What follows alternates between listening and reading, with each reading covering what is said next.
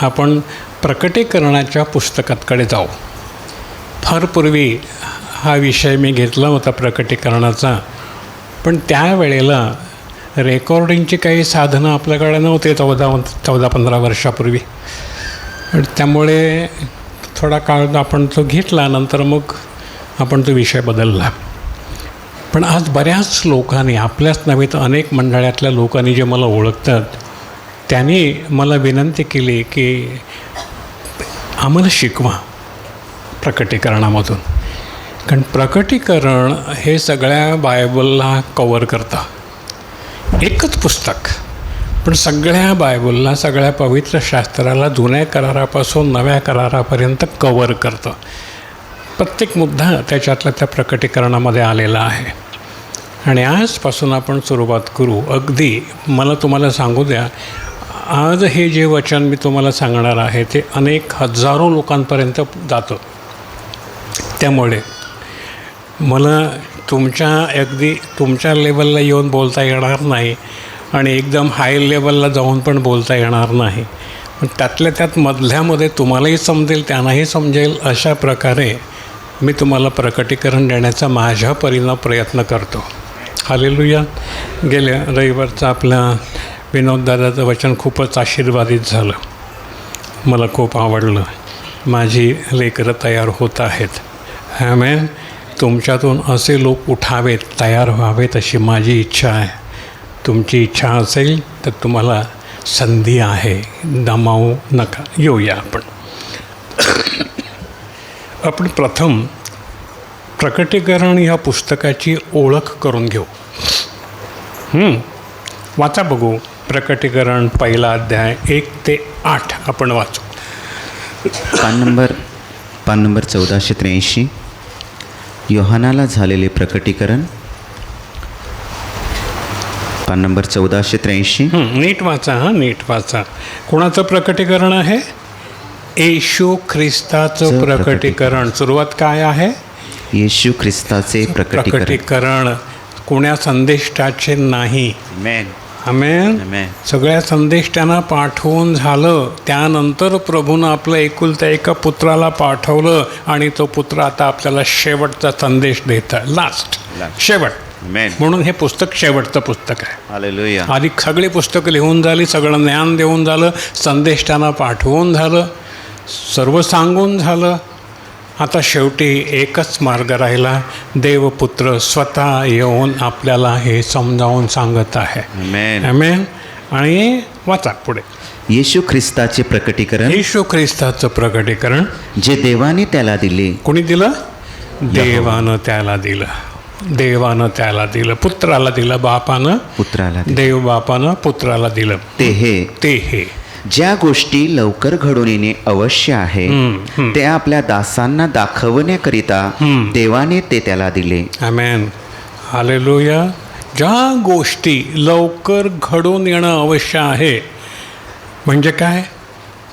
घडलेल्या गोष्टीविषयी हे नाही, तर घडणाऱ्या गोष्टीविषयी आहे. पहिला मुद्दा लक्षात घ्या. ज्या गोष्टी घडून गेलेल्या आहेत ते दाखवण्यासाठी नाही, तर ज्या गोष्टी घडणार आहेत त्या दाखवण्यासाठी देवानं प्रभू येशू ख्रिस्ताला हे प्रकटीकरण दिलं. आमेन. आणि त्याने आपल्या दूताला पाठवून त्याच्याकडून ते आपला दास योहान याला चिन्हे दाखवून कळवले. आमेन. दासाला कळवलं. वाचा पुढे. ह्याने देवाच्या वचनाविषयी आणि येशू ख्रिस्ताच्या साक्षीविषयी ज्या सर्व गोष्टी त्याने पाहिल्या त्याविषयी साक्ष दिली. या भविष्यवादाचे शब्द जो वाचतो आणि जे ऐकतात आणि त्यात लिहिलेल्या गोष्टी पाळतात ते आशीर्वादित आहेत. इथे पहिलाच आशीर्वाद आहे. काय आशीर्वाद आहे? या पुस्तकात लिहिलेल्या या भविष्यवादाचे शब्द, हा कोण? येशू ख्रिस्ताचे शब्द जो वाचतो. आज आपण काय करणार आहोत? वाचणार आहोत. आणि जे ऐकतात, ज्यांना वाचता येत नाही ते ऐकतात. आमेन. आणि यात लिहिलेल्या गोष्टी पाळतात. वाचतात, ऐकतात आणि पाळतात. ते आशीर्वादित आहे. त्याच्याविषयी आपण पुढे मी तुम्हाला कारण समय जवळ आला आहे. कारण समय आता पाहतो ना समय कसा जवळ आला आहे, सगळ्या गोष्टी घडत आहेत ना. बघा मी थोडीशी तुम्हाला याच्याविषयी सांगतो. इंग्लंड अमेरिकेमध्ये हवा कशी असते हो, गरम का थंड? थंड. थंड ना, बरोबर ना. आज इतकी गरमी तिथे आहे की रस्ते वितळले. प्रभूनं म्हटलं होतं समय जवळ आला आहे, सूर्य 7 पट तापेल, ही सुरुवात झाली आहे. आणि अमेरिकेमध्ये, इंग्लंडमध्ये इतकी गरमी आहे की रस्ते पण वितळले. रस्त्यावरचे सिग्नल बहुतेकदा ते प्लास्टिकचेच असतात हल्ली, ते वितळलं, सिग्नल बंद. सगळी परिस्थिती अशी बिकट झालेली आहे जगामध्ये. भूकंप आहेत, पूर आहेत, बिल्डिंग कोसळलेले आहेत, डोंगर कोसळत आहेत धडाधड, सगळीकडे युद्ध चालू आहेत. कारण समय जवळ आला आहे. प्रभूनं जे लिहिलं ते पूर्ण होण्याची वेळ जवळ आली आहे आणि म्हणून आपल्याला तयार व्हायचं आहे. हे पुस्तक आपल्याला तयार करील, आशीर्वादित करील, नाही तर शापित करील. 2 गोष्टी, एक तर आशीर्वादित करील, नाही तर शापित करील. याच्यामध्ये आशीर्वाद आणि शाप दोन्ही आहेत. पहिला आहे आशीर्वाद, जर आम्ही घेतला नाही तर शाप आहे. करूया अभ्यास आपण, चला वाचा पुढे. योहान याच्याकडून आशियातील 7 मंडळांस जो आहे आणि होता आणि येणारा, त्याच्यापासून आणि त्याच्या राजासनासमोर जे 7 आत्मे आहेत त्यांच्यापासून, आणि येशू ख्रिस्त विश्वासू साक्षी जो मेलेल्यांमधून प्रथम जन्मलेला आणि पृथ्वीच्या राजांचा अधिपती, त्याच्यापासून तुम्हास कृपा आणि शांती असो. आमेन. पहिला आशीर्वाद, कृपा शांती ख्रिस्तापासून तुम्हावरती येऊ. हवी का नको? हवी का नको? काय मागायला आले? मुलगा मुलगी, नोकरी, काय काय हे सगळं इथेच राहील. इकडचं मागू नका, ते आपल्याला भरपूर मिळेल. कमी पडलं नाही आजपर्यंत. पडलं का कमी? नाही, काहीच कमी नाही पडणार, आपल्याला भरपूर मिळेल. पण जे मिळवायचं आहे, कृपा, आशीर्वाद, शांती, ही स्वर्गीय शांती, ती ह्या पुस्तकातून मिळेल. म्हणून आज घ्या. वाचता येत नाही, ऐका, पाळा. ऐका आणि पाळा. वाचता येत आहे त्यांचं ठीक आहे, पण ज्याला वाचता येत नाही त्याने निदान ऐका, पाळा. नाही समजलं तर देवाचे सेवक आहेत, त्यांना विचारा, ते तुम्हाला मार्गदर्शन करतील. वाचलं 8पर्यंत झालं. जो आम्हावर प्रीती करतो आणि ज्याने आपल्या रक्ताने आम्हाला आमच्या पापांपासून सोडवलं आणि आम्हाला राज्य, आपला देव आणि बाप याच्याकरिता याजक असं केलं आहे, आमेन, आमेन, त्याला गौरव आणि पराक्रम सदा सर्वकाल आहेत.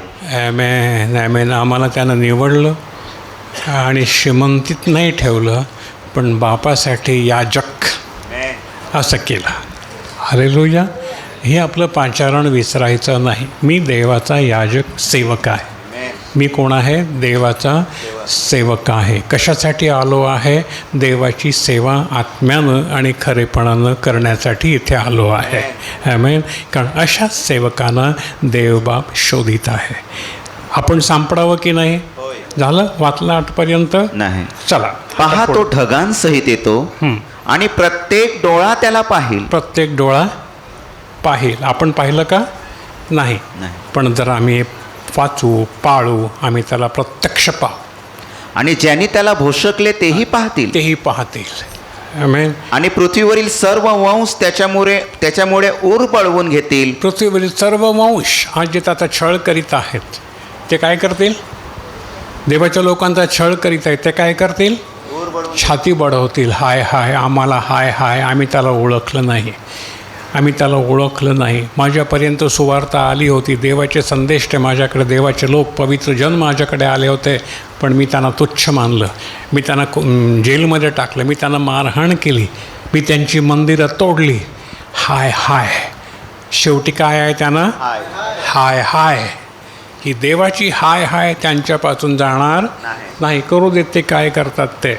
झालं 8पर्यंत. मी अल्फा आणि ओमेगा. मी अल्फा ओमेगा म्हणजे प्रारंभ आणि शेवट आहे, असे प्रभू जो देव, जो आहे आणि होता आणि येणारा, जो सर्व सत्ताधारी, तो म्हणतो. कोण त्याच्यापुढे उभं राहू शकेल? कोण त्याच्यापुढे उभं राहू शकेल? तुम्ही राहू शकाल जर तुम्ही त्याची वाणी ऐकाल आणि आपली हृदय कठीण करणार नाही. तर उद्या तो येईल, त्यावेळेला तुम्ही त्याच्यासमोर उभे राहाल. आमेन. जाऊया त्याच्याकडे आता, वचनाकडे. वचन समजून घेऊ. या पुस्तकाची सुरुवात काय आहे तर येशू ख्रिस्ताचं प्रकटीकरण.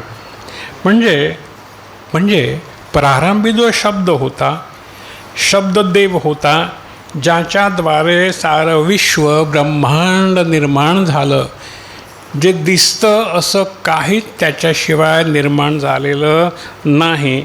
त्या जिवंत देवाचं प्रकटीकरण. प्रकटीकरण म्हणजे काय? उघड करणं.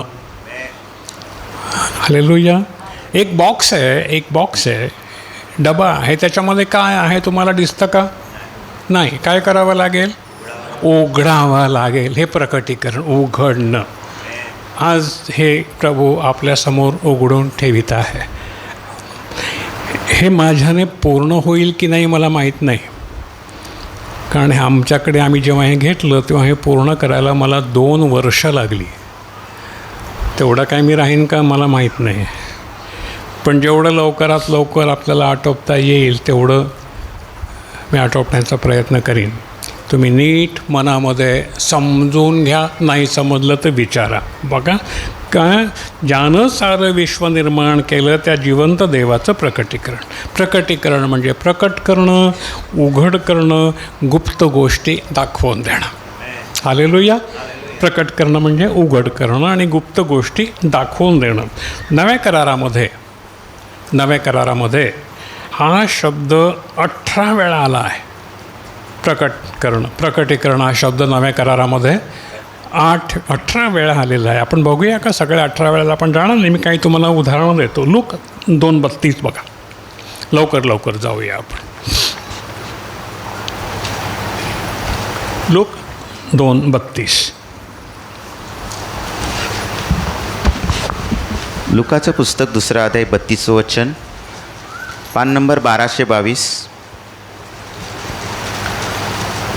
ते राष्ट्रांना प्रकटीकरणासाठी उजेड व तुझे लोक इस्रायल यांचं वैभव आहे. हां, हालेलुया. म्हणजे प्रकटीकरण हा शब्द इथे आपण पाहतो. प्रकटीकरणासाठी गलतीकरस पत्राच्या 1 अध्यायातील 12वं वचन पहा.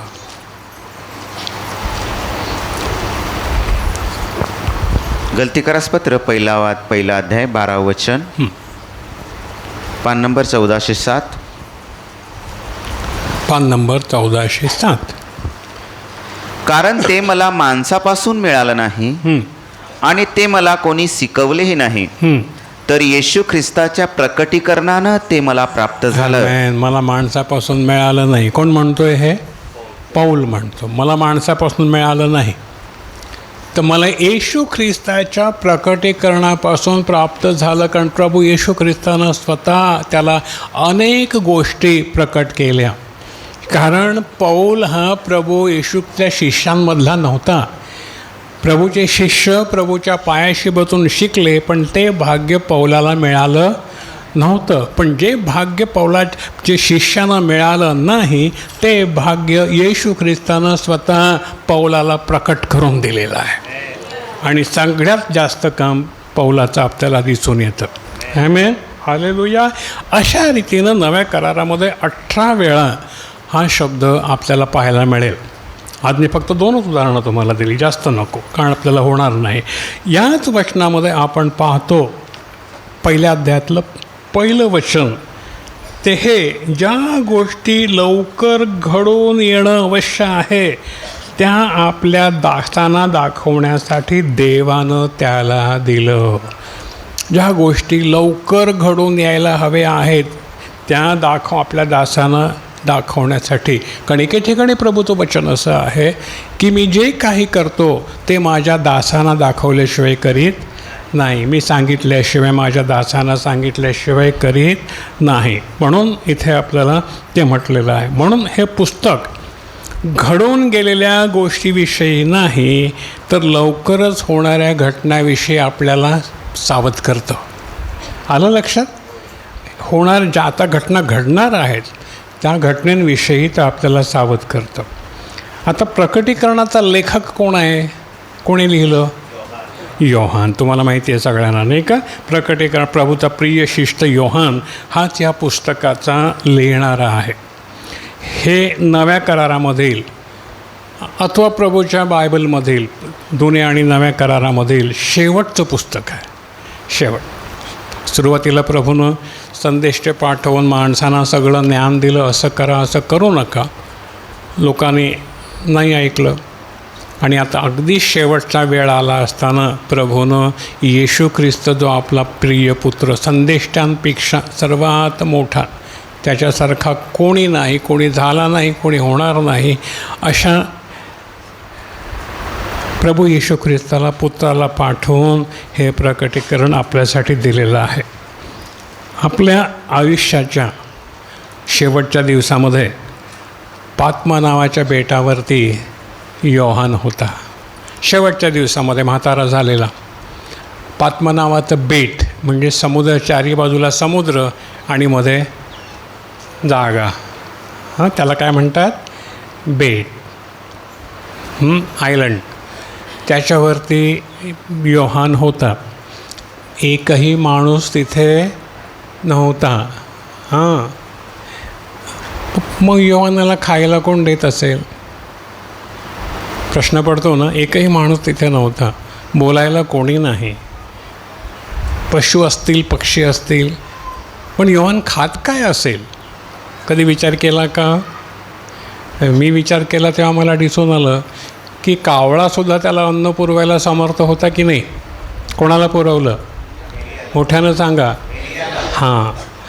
मग एलियापेक्षा जो प्रभूचा खास माणूस आहे त्याला तो कावळा पुरवणार नाही का? अशाच काहीतरी रीतीनं त्याला अन्नाचा पुरवठा झाला असेल. आमेन, हालेलुया. पहा, त्यावेळी त्या ठिकाणी येशू ख्रिस्ताच्याद्वारे त्याला हे प्रकटीकरण प्राप्त झालं. महत्त्वाची गोष्ट विसरता येत नाही ती अशी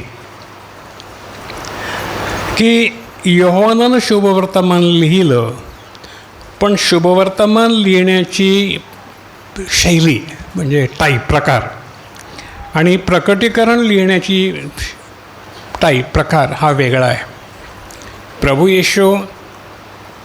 प्रभू येशूच्या बरोबर योहान कितीतरी वर्ष होता. कमीत कमी 3 वर्ष 4 वर्ष तरी होता. आणि प्रभूनं जे काय केलं ते योहानानं पाहिलं आणि जे पाहिलं ते लिहिलं. बरोबर आहे.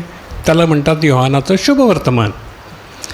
इथे मात्र त्याच योहानानं जे पाहिलं ते त्यानं ह्या डोळ्यांनी नाही पाहिलं. प्रभू येशूबरोबर जे काही त्याने पाहिलं ते ह्या डोळ्यांनी पाहिलं. पण आता जे पात्मा नावाच्या बेटात तो जे पाहत आहे ना ते ह्या डोळ्यांनी पाहत नाही, तर त्याचे आतले डोळे प्रभूनं उघडलेत. आत्मिक डोळे प्रभूनं उघडलेले आहेत.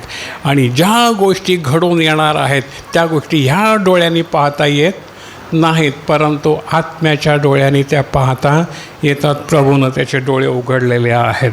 पहा, म्हणून ह्या दोन्ही शैल्या ह्या वेगळ्या आहेत. एक आत्मिक, एक देहिक. हे लक्षात घे. मी तुम्हाला अगदी नीट समजावून सांगत आहे. म्हणून शुभवर्तमानाचे पुस्तक लिहिताना त्यानं देहभावनेनं लिहिलं, देहामध्ये असताना लिहिलं. परंतु प्रकटीकरण पुस्तक लिहिताना आत्मिक दृष्टीनं लिहिलं. शुभवर्तमान लिहिताना तो देहानं शुद्धीवर होता, पण प्रकटीकरण लिहिताना तो देहानं मेलेला होता किंवा निद्रिस्तावस्थेत होता. आणि आत्म्यानं जे काही तो पाहत होता ते तो लिहित होता. प्रकटीकरणाचं पुस्तक लिहिताना देहाच्या डोळ्यांनी नव्हे तर आत्म्याच्या डोळ्यांनी तो पाहत होता. देहभानावर नव्हता. वाचा 1 अध्यायातील 10वं वचन बघा काय शिकवतं आपल्याला. 1 अध्याय 10 वचन. मी प्रभूच्या दिवशी आत्म्यात होतो. मी प्रभूच्या दिवशी. तो प्रभूचा दिवस होता. प्रभू त्याच्याशी बोलत होता, त्याला दाखवित होता. तो प्रभूचा दिवस. तो म्हणतो हा मी प्रभूच्या दिवशी. कुठे होतो? आत्म्यात होतो. आणि मी आपल्या मागे कर्णाच्या शब्दासारखी मोठी वाणी ऐकली. ही वाणी देहाची होती का? देहाची वाणी झाली होती का? मानवी शब्द होता का? नाही, तो आत्म्याचा नाद होता. हालेलुया. कर्णा म्हणजे काय माहिती आहे का?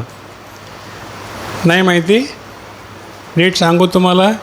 ट्रम्पेट माहिती आहे का? तुतारी माहिती आहे का? तुतारी मोठा आवाज. अरे शिवाजी महाराजांचे जे सैनिक होते ते महाराज पुढे मागे आणि हे काय करत होते? तुतारी वाजवत. मोठा अशी तुतारी असते माहिती आहे ना, अशी वर वळालेली. तो फार मोठा आवाज असतो. पण त्याच्यापेक्षाही मोठा आवाज ते शिंग असतं ना, ते शिंग फुकतात, त्याचा आवाज फार मोठा असतो. असो, त्याच्याकडे मी आता जात नाही. पण कर्णा, मोठा कर्णा, तुतारी असा त्याचा आवाज मी ऐकला. तो आवाज हा आत्मिक आवाज होता बघा. आणि ती म्हणाली, जे तू पाहतोस ते पुस्तकातली. जे तू पाहतोस ते कोणत्या डोळ्याने पाहत होता? आत्मिक डोळ्याने. पुस्तकातली ती वाणी म्हणाली. आणि इफिस व स्फुर्ना व परगम व थुवतीरा व सार्दिश व फिलदेल्फिया व लावदिकिया येथे ज्या 7 मंडळ्या आहेत त्यांच्याकडे पाठव. त्यांच्याकडे लिही आणि त्यांच्याकडे पाठव. आता हे पुस्तक आपल्या मंडळीकडे आलं. पाठवणारा कोण आहे? आपण पण आशियामधलेच आहोत, बरोबर आहे. कोण आहे पाठवणारा? आत्मा ज्यानं आम्हाला निवडून बोलावलं आणि निवडलं, आशीर्वादासाठी बोलवलं, त्यानं हे पुस्तक आपल्याकडे पाठवलं. आणि आज आपल्याला भाग्य आहे की आपण या पुस्तकाचा अभ्यास करीत आहोत. यात आशीर्वाद आहेत, यात शांती आहे, यात कृपा आहे. आणि दुसऱ्या बाजूला शाप, भयानक शाप आहेत. जर हे आपण पाळलं नाही, परत सांगतो, तर शाप. आणि जे ऐकतात, जे वाचतात आणि जे पाळतात त्यांना आशीर्वाद. आमेन. बोला, काय पाहिजे? नक्की ना? मग मनापासून अगदी जीवाचा कान करूया आपण आणि समजून घ्या. माझ्या अल्पबुद्धीप्रमाणे मी तुम्हाला समजवण्याचा प्रयत्न करेन, पण आत्मा तुम्हाला अधिक स्पष्टतेनं समजावून देईल. आमेन. हालेलुया. पहा, स्वर्गीय दृष्टांतामधून ज्या गोष्टी योहानाला स्पष्टपणे सांगितल्या, त्या त्यानं ऐकल्या, त्याच त्यानं येथे नोंदवून ठेवल्या. कोणासाठी?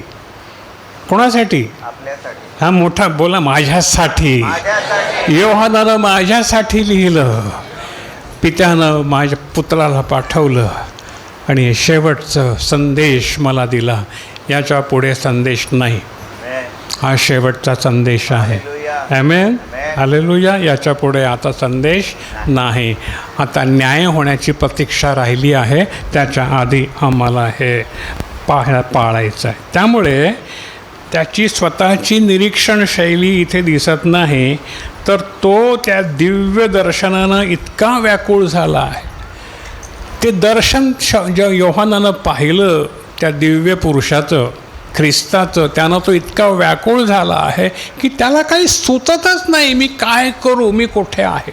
काही सुचत नाही त्याला. इतका तो बेभान झालेला आहे. दिव्य तेजानं भान हरपलेलं आहे. बघा बरं, पहिला अध्याय ते वचन 3.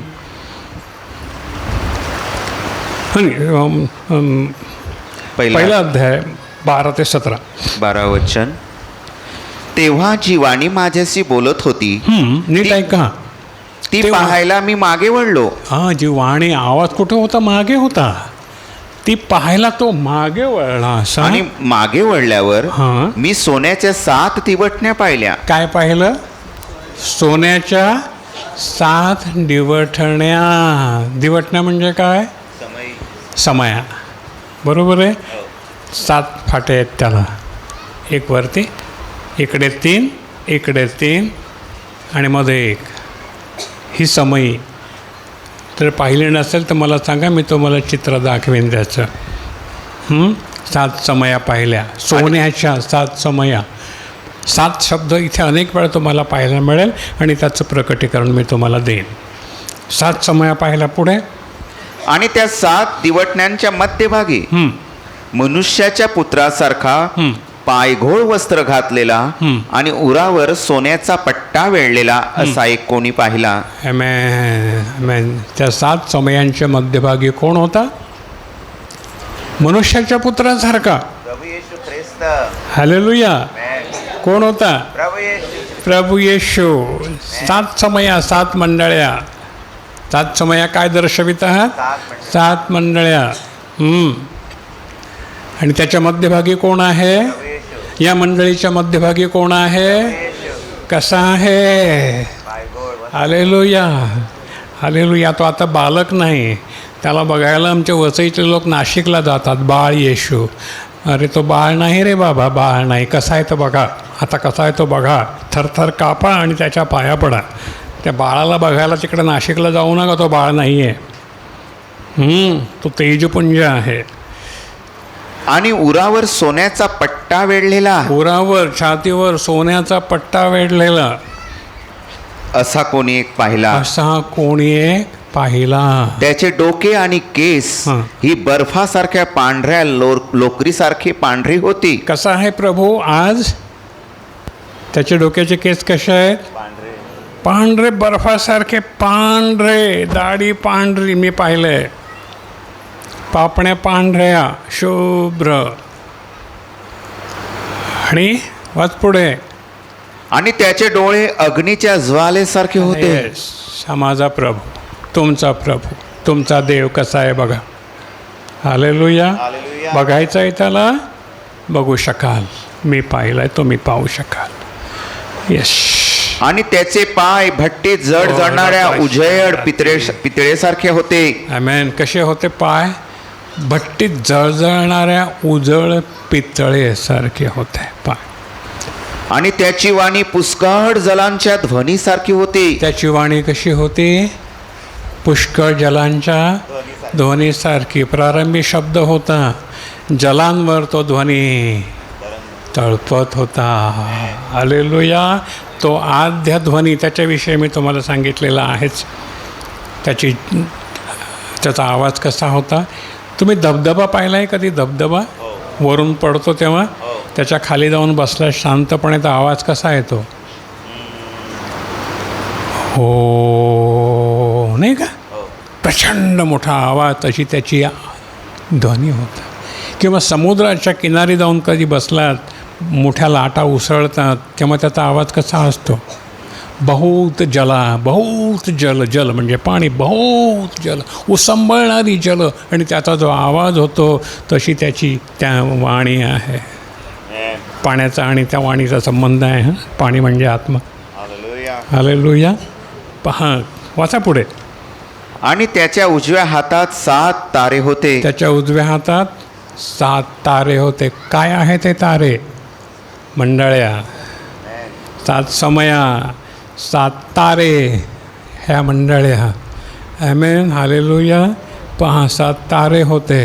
आणि त्याच्या तोंडातून दुधारी तिखट तलवार निघाली होती. त्याच्या तोंडातून दुधारी तिखट तलवार निघाली होती. तलवार काय आहे? वचन. दोन्ही बाजूनं आहे ते वचन. वचनाला 2 अर्थ आहेत, एकच नाही, दोन्ही अर्थ आहेत. दोन्ही बाजूनं ते फाड आणि मज्जा भेदून जातं. तोंडातून, प्रभूच्या तोंडातून निघालेल्या वचनामुळे आपण वाचलो की नाही रे बाळा? बरोबर की नाही? जर ते वचनच आम्हाला जर समजलं नसतं देवाचं, तर आम्ही आज कुठे असतो? या तलवारीनं सैतानाला मारला. आमच्यातला जो सैतान होता ना, या प्रभूने या तोंडातून निघालेल्या वचनानं त्या सैतानाला मारलं आणि आमच्यातील पाप जाळून टाकलं. हालेलुया. पटलं ना? बरोबर आहे ना? आमच्यातला सैतान कसा गेला रे? तलवारीनं गेला की नाही? कोणत्या तलवारीनं गेला सैतान आमच्यातला? दारू होती, भांडण होती, सगळं प्रकारची घाण होती, नवल्या होत्या, सगळं सैतान होतं. हा सैतान कशानं गेला? वचनानं गेला. ही दुधारी तलवार कुठून निघाली होती? प्रभूच्या मुखातून निघाली होती. आलं लक्षात ना? नीट समजून घ्या. ओके, वाचा पुढे 17पर्यंत. आणि त्याचे मुख जसा सूर्य आपल्या प्रकाशात प्रकाशतो तसे होते. हालेलुया. त्याचं मुख कसं होतं? मुख म्हणजे चेहरा कसा होता? सूर्य आपल्या तेजामध्ये प्रकाशतो तसं होतं. कोणी ते पाहून जगला का? मोजेसला त्याला पाहायचं होतं. देवपिता काय म्हणाला? मला पाहून कोणी मनुष्य जगणार नाही आहे, माझी पाठ मात्र तू पाहशील. इथे योहान त्याला तोंड पाहत आहे. कुठल्या डोळ्याने? हां, शौलाने कुठल्या डोळ्याने पाहिलं? देहिक डोळ्याने पाहिलं. काय झाला? आंधळा झाला. हां, पक्क लक्षात ठेवा. शौलाच्या समोर तोच प्रकाशला. शौल जेव्हा देवाच्या लोकांचा छळ करायला निघाला होता तेव्हा तोच प्रकाश त्याच्या पुढे प्रकाशला आणि म्हणाला, शौला शौला, तू माझा छळ का करतोस? आंधळा झाला, उपडा पडला, घोड्यावरून खाली पडला, उपडा पडला आणि म्हणाला, हे प्रभू तू कोण आहेस? आंधळा झाला आहे. त्याच्या देहाचे डोळे आंधळे झालेत. देवाच्या लोकांना मारणारा तो आंधळा होता. त्याला देहाचे डोळे होते, पण ते आता आंधळे झालेत ना. आज हे लोक देवाच्या लोकांचा छळ करीत आहेत, त्यांना डोळे आहेत का? नाही, त्याचे डोळे आंधळे झालेत. पण जेव्हा देवाचा प्रकाश त्यांच्यावरती प्रकाश येईल तेव्हा त्यांचे हे डोळे आंधळे होतील पूर्णपणे. आणि जेव्हा देवाचा सेवक त्याच्यावरती हात ठेवील तेव्हा त्याचे डोळे उघडतील आणि उठून पहिला बाप्तिस्मा घेतील. शौलानं काय केलं? Hallelujah, hallelujah. शौल त्या तेजाला पाहू शकला नाही, उपडा पडला.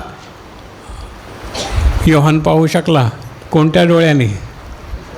हां, प्रियानो, आत्मिक डोळ्याने त्याच्या आतले डोळे उघडलेले आहेत आणि तो पाहतो. आणि मी त्याला पाहिले, हां, तेव्हा मी मेल्यासारखा त्याच्या पायाजवळ पडलो. हालेलुया. मी त्याला पाहिलं तेव्हा काय झालं? काय झालं? ऐकताना सगळेजण मेलेले होऊ नका, जिवंतपणे आहे का? मी त्याला पाहिलं. तुम्ही पाहणार मेल्यासारखं पडाल. म्हणजे ताकद मिळवा योहानाप्रमाणे की प्रभू यश, ही दृष्टांत, ही दृष्टी मला दे. मेल्यासारखा पडलो. बरोबर आहे. त्याने येशू ख्रिस्ताला पाहिलं होतं की नाही? पाहिलं होतं ना, त्याच्याबरोबरच होता ना, उराशी टेकला होता ना, घास भरवत होता ना प्रभू त्याला की नाही? हो, सर्वांनाच भरवत होता रे घास बिचारा. उराशी टेकला होता, लाडका शिष्य. पाहिलं होतं की नाही? कधी पायासारखं पायाजवळ पडला होता का उपडा? नाही. आता काय झालं? ओ बाप रे, ज्याच्याबरोबर मी खाल्लं प्याल्लं फिरलो चमत्कार पाहिले तो हा कोण आहे? ओ हालेलुया, ओ हालेलुया. यस, तो कोण आहे? तुमचा देव कोण आहे? हा, मेल्यासारखा उपडा पडलो, मेल्यासारखा झाला तो. ते तेज त्याच्यानं पाहवलं नाही. त्याला आश्चर्य वाटलं, अरे हा प्रभू, हा कोण आहे? मी तर त्याला माणूस समजत होतो. दुष्टानं त्याला मारून टाकलं होतं. अरे बाप रे, मेल्यासारखा उपडा पडलो. ॲमेन, ॲमेन. किती भाग्य आहे आपलं, किती भाग्य आहे आपलं. मला सांगा, एवढं भाग्य आणि एवढं सामर्थ्य आपल्या बाजूला असताना आपला एखादा माणूस घाबरेल काय? बजरंग दलाला किंवा बेरंगी दलाला घाबरेल काय? अरे तुम्ही काय की झाडकी पत्ती आहात. एक वेळ तुम्हाला उपडं पडावं लागेल. ॲमेन. थरथर कापत, ऊर बडवीत, बापा आम्हाला वाचव, आम्हाला वाचव, पण वेळ निघून गेलेली असेल.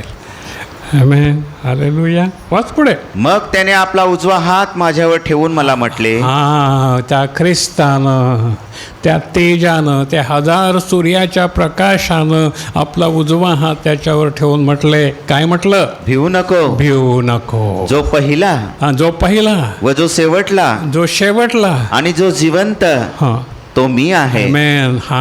हे सनातन देवाचं वर्णन आहे. आमेन. हे वर्णन कसलं आहे?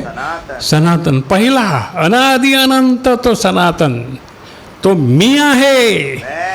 कुठे शोधता तुम्ही? सनातन सनातन नावाचा घोष करता, घोषा लावता, अज्ञानाला बहकवता. तुम्हाला माहिती आहे का सनातन काय आहे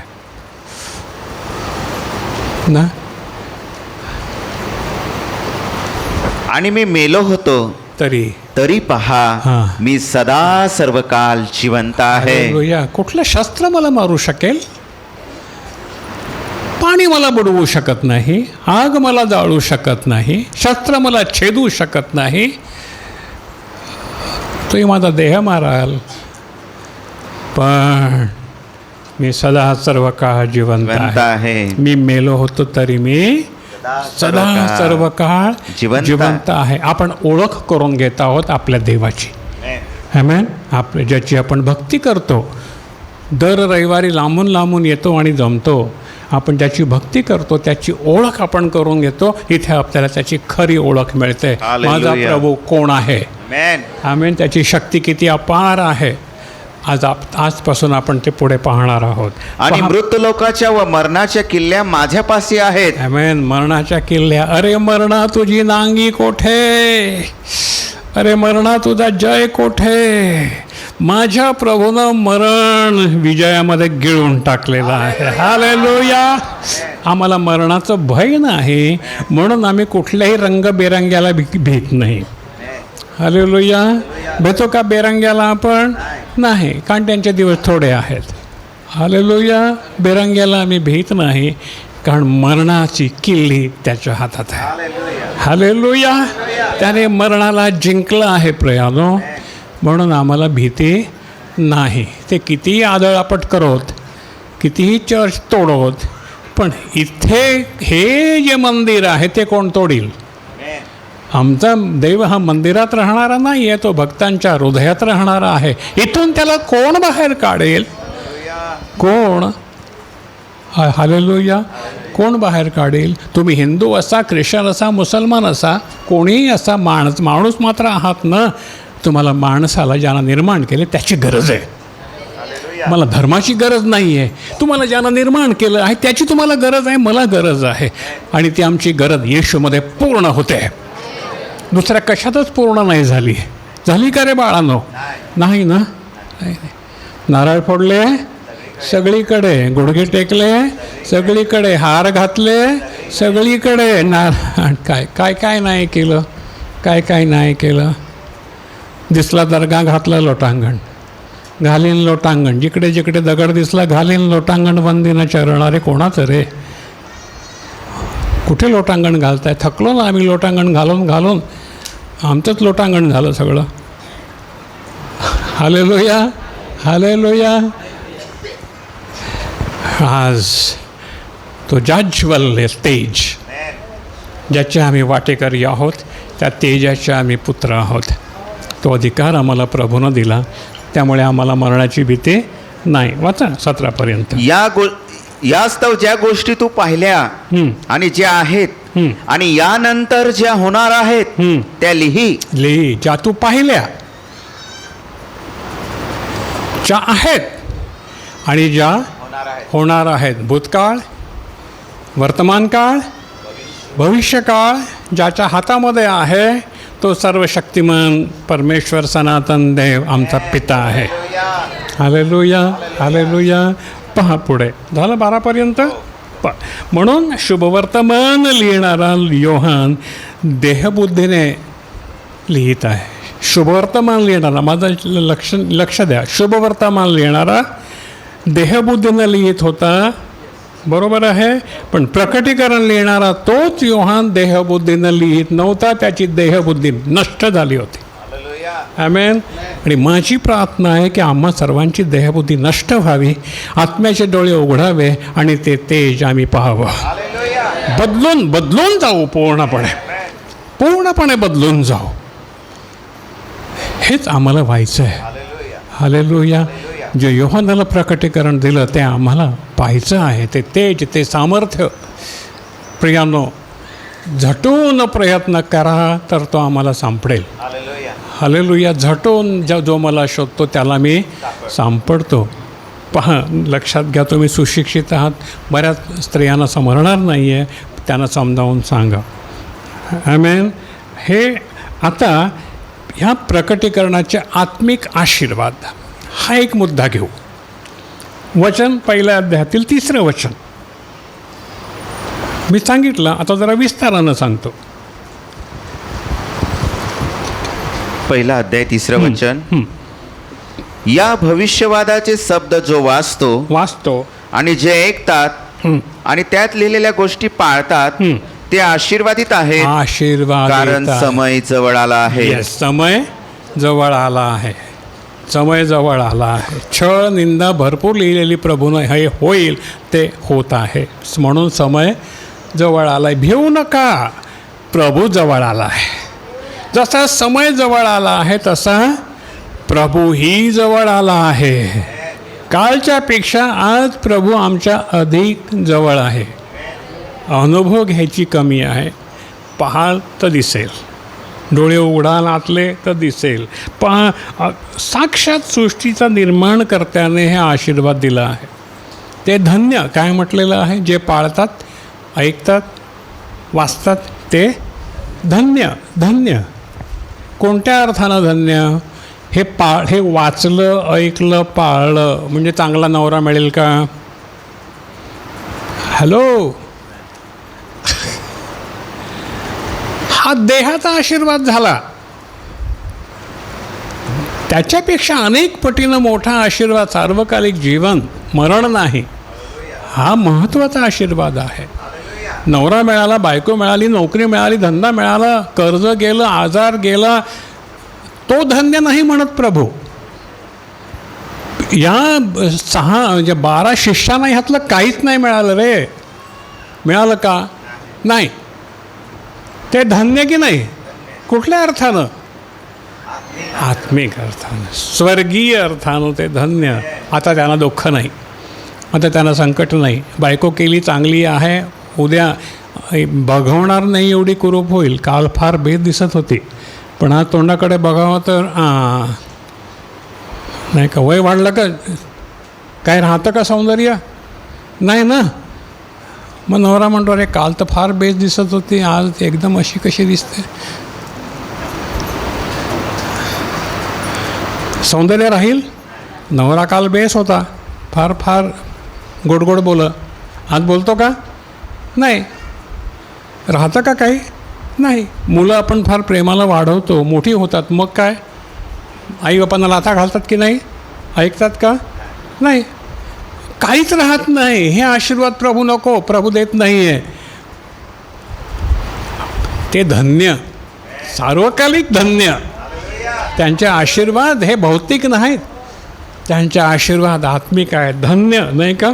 निर्माण करताना साक्षात सृष्टीचा निर्माण करताना आशीर्वाद दिलेला आहे.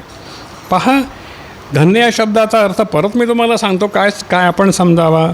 मी समजतो की मानव ज्या अर्थानं धन्य समजतो त्यापेक्षा ही धन्यता कित्येक पटीनं अधिक मोठी आहे.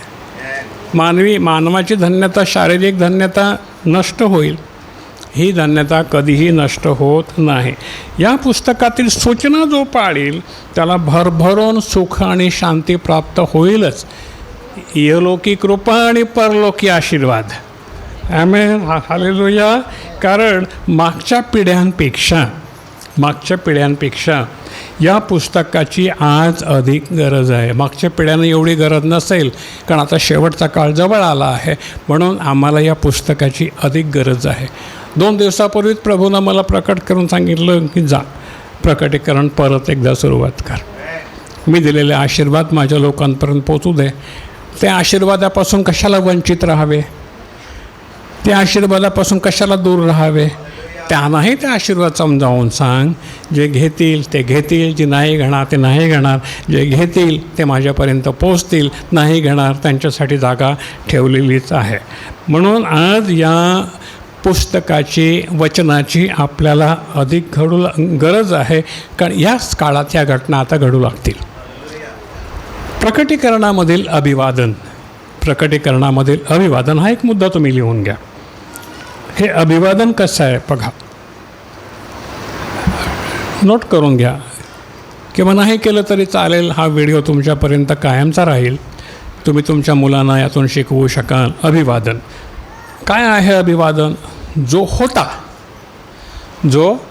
होता, सृष्टी नव्हती तेव्हा तो होता, कारण तो सृष्टीचं निर्माण करताय. तो होता, जो आहे होता, आहे आणि जो येणार आहे. हालेलुया. या वाक्यात देवाचे सनातनत्व व्यक्त झालेलं आहे.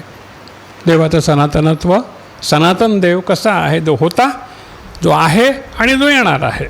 हे देवाचा अनादि अनंत एकमेवा द्वितीय हा देव माणसाला होण्याविषयी, माणसांना ज्या घटना घडणार आहे त्याच्याविषयी कळवित आहे. मी फोड करून सांगत आहे तुम्हाला. तुम्हास कृपा आणि शांती असो. वचन 5, पहिल्या अध्यायातील वचन 5. 5 वचन. मनन करा. आणि येशू ख्रिस्त विश्वासू साक्षी, जो मेलेल्यांमधून प्रथम जन्मलेला आणि पृथ्वीच्या राजांचा अधिपती, हो, त्याच्यापासून तुम्हास कृपा आणि शांती असो. आमेन. ख्रिस्तापासून तुम्हास कृपा आणि साऱ्या जगाला कृपा आणि शांती असो. ही काय आहे? आरंभी कृपेचा उल्लेख करणं ही ग्रीक पद्धती आहे, नाही का? आपण पत्र लिहितो, आता नाही लिहित म्हणा, कारण आता मोबाईलवर संदेश पाठवतो. पत्र लिहायचो मुलांना तेव्हा बाप काय लिहायचा? बाळा, तुला कृपा आणि शांती असो, तू आशीर्वादित असो. मायना, त्याला आपण काय म्हणतो? मायना, तुला कृपा आणि शांती असो. ही ग्रीक पद्धती आहे. आरंभी कृपेचा उल्लेख करणं हा अभिवादनाची ग्रीक पद्धती आहे. तर शांतीचा उल्लेख करणं ही हिब्रू पद्धती आहे. थोडक्यात तुम्हाला मी समजावून सांगतो. पण कृपा आणि शांती ही माणसापासून नव्हे. कृपा आणि शांती ही माणसापासून नव्हे. आईवडील आपल्या मुलांना लिहिताना तुला कृपा असो, तू आशीर्वादित हो, वगैरे वगैरे आपण मायना लिहितो. पण ही कृपा आणि शांती ही माणसापासून नव्हे तर देवापासून येतात. देवच त्यांचा दाता आहे. ह्या कृपा आणि शांतीचा दाता कोण आहे? प्रभू येशू. ही त्याच्यापासून येतात. आणि मला वाटतं आम्हा प्रत्येकाला ह्याची गरज आहे की नाही? याच कृपा आणि शांती मिळवण्यासाठी आपण इथे जमतो, धर्म मिळवण्यासाठी नाही.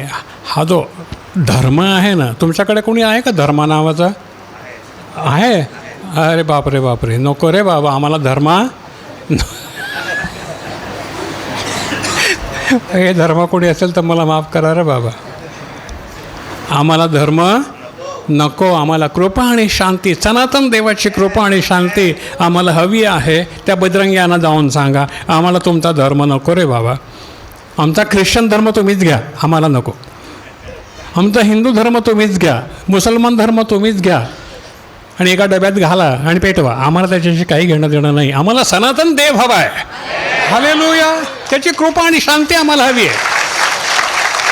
ती आमच्यापासून तुम्ही काढून घेऊ शकत नाही.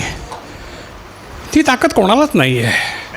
अरे इकडला जो देव इथे बसलेला आहे त्याला कोण काढू शकेल?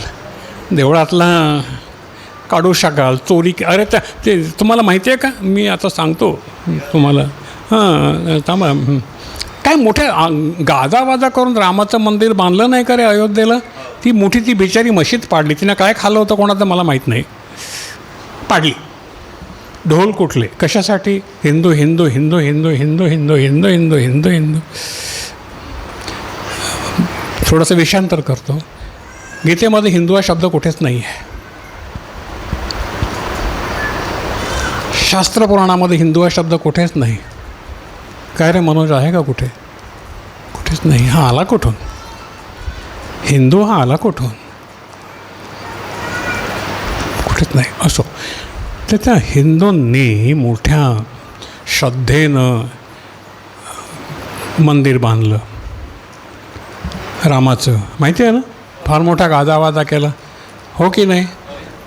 कोण उद्घाटनाला गेलं होतं?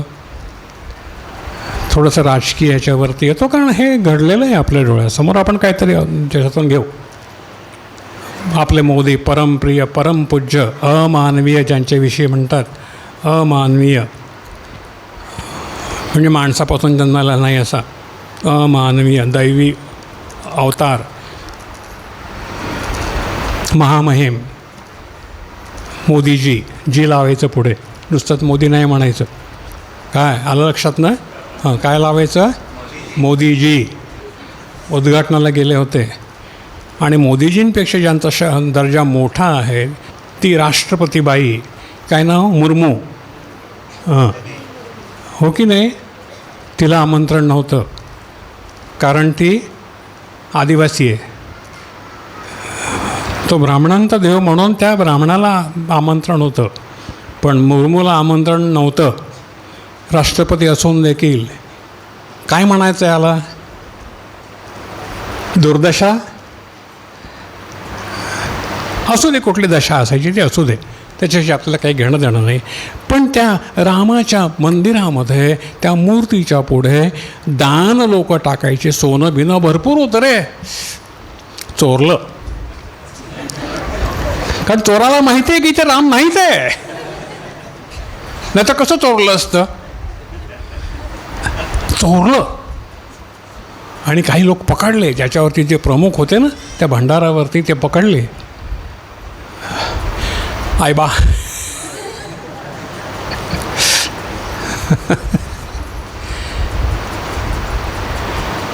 कारण इथे राम नाही आहे. त्या दगडात राम शोधतायत, इथे राम नाही आहे. म्हणून आम्ही तिथे राम नाही शोधित, आम्ही इथे सनातन देव जो राहतो त्याचं भजन, त्याचं कीर्तन, त्याचं स्तवन सत्यानं, शुद्धतेनं, पवित्रतेनं रात्रंदिन करतो. कोणाला शक्य असेल तर बंद करून दाखवा. आहे शक्य? आहे शक्य? नाही ना. पहा, इथे परत आपण आपल्या मुद्द्याकडे येऊया. नमनाला घडावर तेल नाही जाळायचं मला. मुद्द्याकडे येऊया. ह्या कृपा व शांती ह्या देवापासून येतात. आपला अनुभव काय सांगतो? आपला अनुभव काय? कुठून आली शांती आपल्याला? Hallelujah, hallelujah. कृपा व शांती ही माणसापासून नव्हे तर देवापासून येतात. बरोबर आहे? देव त्या कृपा आणि शांतीचा दाता आहे. पण कृपा आणि शांती मिळणं हे देवाबरोबरचा आपल्या नातेसंबंधावरती अवलंबून आहे. दैवी कृपा, दैवी आशीर्वाद मिळणं हे आपलं नातं कसं आहे त्याच्यावर अवलंबून आहे. आपला देव गरीब नाही. आपला देव गरीब आहे? नाही. आपला बाप गरीब आहे, मग आम्ही गरीब का? का? कदाचित आम्ही उधळे पुत्र असू आणि आम्हाला बाहेर काढलं असेल, किंवा आम्हीच निघून गेलो असो बाहेर. जी संपत्ती प्रभूची दिली होती आम्हाला, आत्मिक संपत्ती, ती आम्ही उधळून टाकली असेल आणि आम्ही भिकारी झालो असो. आज परत जर नातेसंबंध जोडले, मग तो उधळा पुत्र येतो आणि काय करतो? काय करतो? काय करतो? बापा, मी तुझा नोकर म्हणायला पण योग्य नाही रे बापा, थकलो रे, डुकराची टरफलं खाऊन मी थकलो रे, मला कोपऱ्यात एक जागा तरी दे. काय केलं त्यानं? बापाशी तुटलेलं नातं परत जोडलं. बरोबर आहे? जोडलं की नाही? होय. आपण काय केलं? नातं तुटलेलं होतं ते आपण जोडलं. जोडलं का? नक्की जोडलं का? जोडलं ना. मग कृपेला कमी पडेल का? बापाकडे कमी आहे का? नाही. आरोग्याची कमी आहे का? नाही. धनसंपत्तीची कमी आहे का? नाही. जेव्हा प्रभू म्हणतो मी तुला आशीर्वाद देईन, तर सगळे आशीर्वाद आले ना. आले की नाही? पहा, सगळे आशीर्वाद आले. आरोग्याचे आले, धनसंपत्तीचे आले, मुलाबाळांचे आले, सर्व आले. आपला अनुभव काय सांगतो? आपले नातेसंबंध देवाबरोबर आज्ञापालनामुळे जडले गेले. ॲमेन. आपले नातेसंबंध देवाबरोबर आज्ञा पाळण्यामुळे जडले गेले. आपणास कृपा व शांती मिळाली आज्ञा पाळण्यामुळे, ऐकल्यामुळे, वाचल्यामुळे आणि पाळल्यामुळे. ज्यांचे नातेसंबंध देवाबरोबर नाहीत त्यांच्या घरात कृपा आणि शांती नाही. बघा आपल्या बाजूच्या घरामध्ये त्यांचे संबंध देवाबरोबर आहेत का? त्यांच्या घरात काय आहे? त्यांच्या घरात काय आहे? दगडाचा राम असेल, मातीचा राम असेल, किंवा मातीचा येशू असेल, किंवा मातीची मर्या, जे काय असेल ते मातीचं. शांती आहे? काय आहे? आपल्या घरात हेच होतं ना. शांती होती का? नाही. कृपा होती का? आशीर्वाद होते का? म्हणून जेव्हा आपण इथे आलो आणि नातेसंबंध जोडले तेव्हा आपल्या घरामध्ये शांती आणि कृपा आली. हा आपला अनुभव. आपण अनुभवामुळे इथे येतो, कोणी सांगितलं म्हणून नाही. कोणीतरी पहिल्यांदा सांगितलं आम्हाला, जाऊन बघ. आम्ही आलो, बघितलं आणि आम्हाला वाटलं की अरे असं कुठेच नाही, असं कुठेच नाही. आणि मग आम्ही मुळावलो. चांगल्या जमिनीमध्ये लावलेलं झाड तसे आम्ही झालो आणि आता आम्हाला फळं यायला लागलेली आहेत. गेल्या रविवारी त्या माणसानं ती फळं पाहिली. तुम्ही त्यांना भरभरून दिलं आणि ते म्हणाले, असं मी कधीच पाहिलं नाही. हे फळ, हे ह्या मंडळीचं फळ. तुला काय म्हणाले तर दादा? येऊन सांग ना. असं तिथूनच सांग. मला फोन हॅलो हॅलो हॅलो, आवाज येतो ना? हां, येतो. हां. बोल ना. मला फोन केला त्यांनी 2-3 दिवसा अगोदर. आवाज येतो का मागे? येतो. ओके, बोला. तर आपले मनीष दादा ज्या रविवारी आले होते पप्पा घेऊन, आणि त्यांनी मला फोन केला होता. ते म्हणाले, मी महाराष्ट्रभर फिरतो. हां. मला बोलतात सगळेजण, तुम्ही खूप चांगलं काम करता, आम्ही तुमच्याबरोबर आहोत, आम्ही तुमच्यासाठी प्रार्थना करीत आहोत. मनीष दादा पुढे चला, पुढे चला. पण मला कुणीही अशी मदत केली नाही, कुणी पण मला विचारलं नाही. पण या मंडळीनं मला जे प्रेम आणि जे कृतीतून प्रीती दाखवली त्याबद्दल मी तुमचे खूप खूप आभारी आहे. आणि खरोखर पुष्कळ गोष्टींनी आम्ही चर्चा केली आणि त्यांची आपलं प्रेम आपण नुसतं बोलण्याने नाही दाखवलं की आम्ही तुमच्यावर प्रेम करतो आणि आम्ही तुमच्या सपोर्टला आहोत, तुमच्याबरोबर आहोत. पण कृतीतून जे आपण मंडळीतून त्यांना दान दिलं त्याच्याद्वारे ते खूप आशीर्वादित झाले.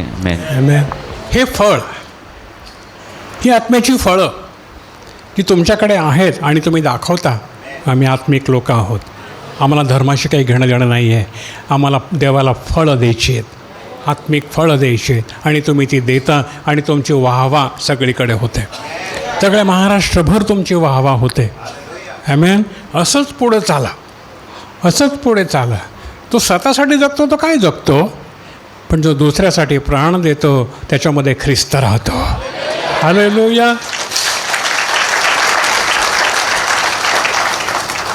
हे असं आहे. म्हणून आज आपण शिकत असताना वचन 4मध्ये येऊ. वचन 4 वाच. योहान याच्याकडून आशियातील 7 मंडळांस जो आहे आणि होता आणि येणारा त्याच्यापासून आणि त्याच्या राजासनासमोर जे 7 आत्मे आहेत त्यांच्यापासून. हालेलुया. हे 7 आत्मे काय आहेत? देवाला 7 आत्मे आहेत काय? नाही. ही आत्म्याची 7 कामं आहेत. आत्मा एकच आहे. जो पिता, जो पुत्र, तोच पवित्र आत्मा. पिता, पुत्र आणि पवित्र आत्मा तोच. आपण त्रैक्य मानणारी लोक आहोत. मग हे 7 आत्मे कोण आहेत? तर ही आत्म्याची 7 कामं आहेत. बघा, यशया 11:2. लवकर जाऊ.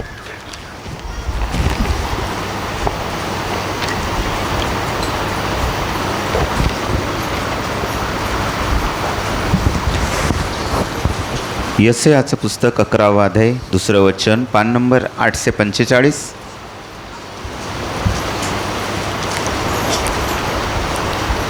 दुसरं वचन, आणि यहोवाचा आत्मा ज्ञानाचा व बुद्धीचा आत्मा हां, यहोवाचा आत्मा, ज्ञानाचा आणि बुद्धीचा आत्मा, कार्य, ज्ञान आणि बुद्धी कार्य, बोधाचा व पराक्रमाचा आत्मा बोधाचा आणि पराक्रमाचा आत्मा, कार्य, विद्येच्या व यहोवाच्या भयाचा आत्मा कार्य. त्याच्यावर राहील. आमेन, हालेलुया. ही कार्य आहेत, 7 कार्य, 7 आत्मे, ही 7 कार्य. याचा अर्थ 7 आत्मे नव्हेत तर आत्म्याची 7 कार्य असं आपल्याला पाहायला मिळतं. हालेलुया. त्याच्यानंतर पुढे जाऊया आपण लवकर. प्रकटीकरणामधील तारणारा, प्रकटीकरणामधील तारणारा. पहा, येशू ख्रिस्ताचे व्यक्तित्व व गौरवी वैभव आपल्याला प्रस्तावनेमध्येच पाहायला मिळालं. आपण पाहिलं, प्रभू आला तेव्हा तो तुच्छ मानलेला होता. बघा, प्रभू जेव्हा देहानं आला तेव्हा तो कसा होता? तुच्छ मानलेला होता. कोणी त्याच्याकडे बघत नव्हतं, तो कोणाला आवडावा अशी सौंदर्य त्याला नव्हतं. यशया त्याच्याविषयी 53व्या अध्यायामध्ये म्हणतो, हो की नाही? आणि तो तुच्छ मानलेला, क्लेशाने व्यापलेला, क्लेशाने, दुःखानं भरलेला, क्लेशाने व्यापलेला आणि मनुष्याने धिक्कारलेला असा होता. देव असून देखील तो यहोवाच्या समोर आज उभा आहे. तो माणसांमध्ये होता तेव्हा कसा होता? धिक्कारलेला होता.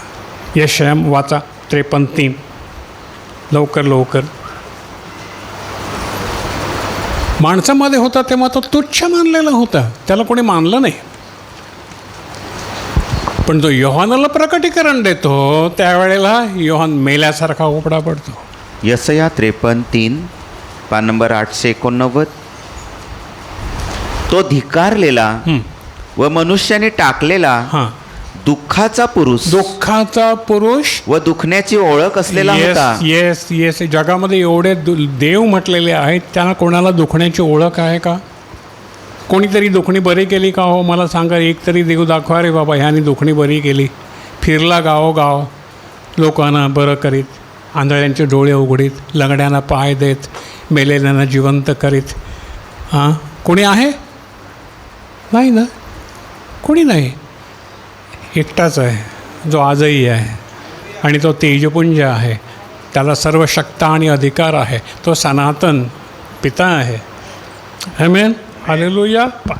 पण तो परत येईल ज्यावेळेला तो होता त्यावेळेला असा होता, दुःखाचा पुरुष, दुखण्याचा धिक्कारलेला. पण तो परत येईल तेव्हा कसा असेल?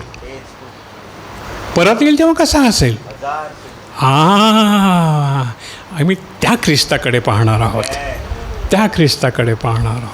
लोकांना त्या ख्रिस्ताकडे पाहू दे, आम्ही त्या ख्रिस्ताकडे पाहणार आहोत. आमेन. कुठे पाहणार आहात तुम्ही? म्हणून त्याचं चित्र मी तुमच्यापुढे उभं करतो. लूक 21:27 बघा, ते चित्र बघा. माझा प्रभू कोण आहे? त्याची मी भक्ती करते. तो माझा प्रभू कोण आहे? योहानानं पाहिला, तो तुम्ही पाहणार आहात. आशा धरा, आशीर्वाद येऊन गाठतील. पान नंबर 1261. लूक 21:27. लूकाचं पुस्तक 21वा अध्याय 27वं वचन. पान नंबर 1261.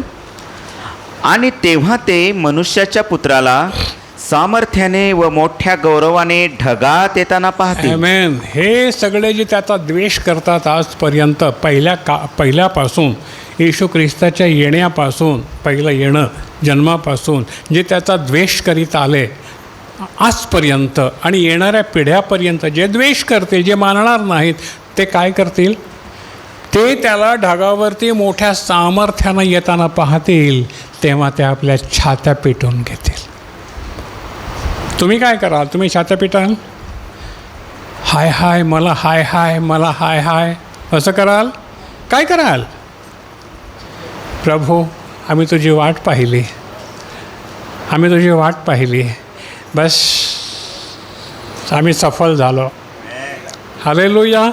आम्ही मेलेलो असलो, आम्ही मेल्यातून उठलो तरी आम्ही मेलेलो असू, जरी आम्हाला जाळलं असेल, पुरलं असेल, काही केलं असेल, पण आम्ही उठू.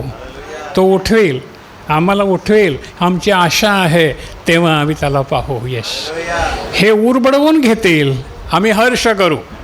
काय पाहिजे? काय पाहिजे? Hallelujah, hallelujah.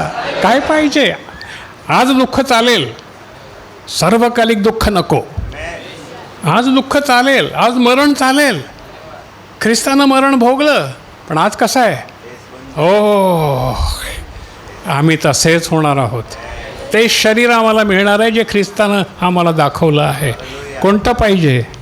हे सडलेलं शरीर, तोंडाचा वास मारतो असं शरीर नाही. नाही ना. 1 नंबरचा वास मारतो, 2 नंबरचा वास मारतो, माणूस खाटेत पडतो, आजारी होतो, तेव्हा कोणता वास मारतो रे? असं शरीर पाहिजे? नाही. नो.